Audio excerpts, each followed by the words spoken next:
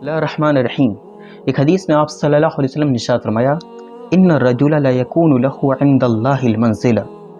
فما يبلغها بعمله فما يزال الله يبتليه بما يكره حتى يبلغها۔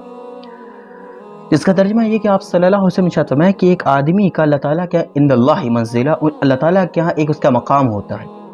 فما يبلغها بعمله، جب بندہ اپنے عمل کے ذریعے وہاں نہیں پہنچ پاتا تو فما یزال اللہ یبتلیہ بما یکرہ،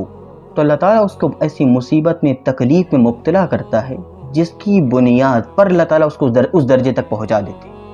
اس میں سمجھنے والی بات یہ ہے کہ جب اللہ تعالیٰ کسی کے ساتھ کچھ بھلا کرنا چاہے، یا اللہ تعالیٰ جب جنت میں کوئی مقام عطا فرماتا ہے تو کچھ ایسی باطنی کیفیت ہے جس کی بنیاد پر جنت میں ان کو وہ مقام ملے گا، اور اس کیفیت کو پیدا کرنے کے لیے، وہ ایمان والی کیفیت، وہ ایک باطنی کیفیت ہے، اس کو پیدا کرنے کے لیے اللہ تعالیٰ کبھی اپنے ایمان والے بندے پر، ایمان والا کون ہے کہ اگر ایمان والے کو اس جانب سے دیکھا جائے یا اس پہلو سے دیکھا جائے تو ایمان والا وہ ہے جس کو یہ یقین ہوتا ہے کہ مجھ پر جو بھی پریشانی آ رہی وہ میرے رب کی طرف سے آ رہی ہے۔ تو اگر کسی اس ایمان والے پر جب کوئی مصیبت پریشانی آتی ہے، اگر وہ ایمان والا ہے، تو اس کے دل کو، اس کے ذہن کو اللہ تعالیٰ اس بیماری کے ذریعے ایک کام فائدہ ہوتا ہے، وہ یہ ہوتا ہے کہ اللہ تعالیٰ اس پریشانی کے ذریعے اس کے ذہن کو خالص اور صاف کرتے تھے کہ اس کے ذہن کو غلط تفکرات سے، غلط چیزوں میں مشغول ہونے سے بچا لیتے۔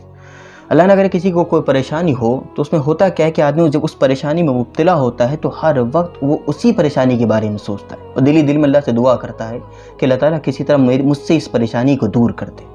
تو ہوا کہ اس پریشانی نے، یا کبھی کبھی اس کے اگر اور کیفیت اس کی ڈھونڈی،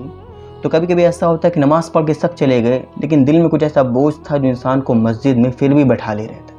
اور اس کے پیچھے کوئی نہ کوئی ایسی تکلیف یا کوئی درد ہوتا ہے جس کی بنیاد پر اس کو یہ توفیق مل گئی کہ جب سب چلے گئے اللہ کے گھر سے وہ بیٹھا رہا۔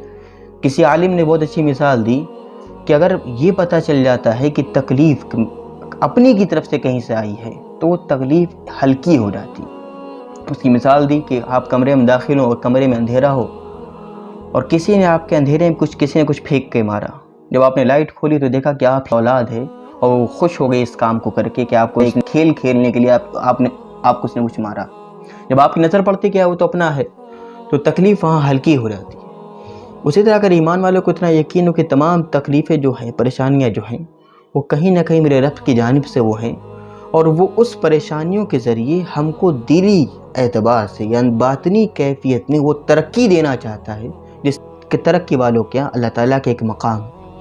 تو اللہ تعالیٰ سے ہاں یہ بات الگ ہے جب انسان جب پریشان ہوتا ہے تو اس تمام باتیں اس کو کچھ کام نہیں آتی۔ کسی نے بہت اچھا جملہ کہا ہے کہ حقیقت کے سمندر میں الفاظوں کے محل تنکے معلوم ہوتے ہیں، جب پریشانی گزرتی ہے تو یہ ساری باتیں کوئی فائدہ نہیں دیتی، لیکن ہاں یہ بس اتنا ضروری ہے جس طرح غصے کی حالت میں کوئی انسان خود پر اتنا قابو پا لے کہ وہ اپنے ہاتھ سے خود کو یا دوسرے کو نقصان نہ پہنچے، کم سے کم اتنا کنٹرول رکھے، بعد میں وہ فیصلہ کرے کہ وہ غصہ کس وجہ سے آیا تھا، کیا تھا، لیکن وہ بعد میں فیصلہ، لیکن بس اتنا اس وقت کا خود کو کنٹرول کر لے کہ اپنے ہاتھ سے خود کا یا کسی دوسرے کا نقصان نہ کرے۔ اسی طریقے سے پریشانی کے وقت یہ ساری باتیں سمجھ میں نہیں آتی، جب کوئی حالات پڑتے ہیں تو بالکل دماغ خالی ہو جاتا ہے، اور کوئی بھی بات، کبھی کبھی تو خیر کی بات بھی بری لگنے لگتی۔ وہ اس طرح ہوتا ہے کہ جب نسر انجیکشن لگ رہا ہو تو مریض اس وقت بالکل بھی ڈاکٹر کے ساتھ بھلائی کا معاملہ نہیں سوچ سکتا، کیونکہ نستر لگ رہا ہے اور نستر ڈاکٹر لگا رہا ہے۔ ہاں نستر لگنے کے بعد، انجیکشن لگنے کے بعد جب طبیعت درست ہو جائے گی تو بھلے وہ ڈاکٹر کا شکریہ ادا کر دے، لیکن انجیکشن لگنے کے وقت وہ کبھی ڈاکٹر کے ساتھ بھلائی نہیں سوچ سکتا۔ اسی طرح جب مصیبت اور پریشانی بڑھتی ہے کسی پر اچانک سے تو اس کا ذہن تھوڑا سا کنفیوز ہو جاتا ہے، وہ ساری باتیں اس پر اثر نہیں کرتی کہ اللہ بھلائی چاہتا ہے اور ایسا چاہتا ہے ویسا چاہتا ہے، لیکن اس وقت اس کو اتنا چاہیے کہ بس کوئی نافرمانی والا کام نہ کرے،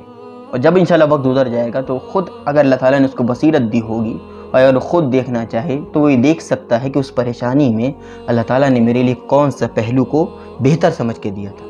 اللہ تعالیٰ ہم سب کو عمل کی توفیق عطا فرمائے، اور بہت شکریہ میری بات سننے کے لیے۔ السلام علیکم۔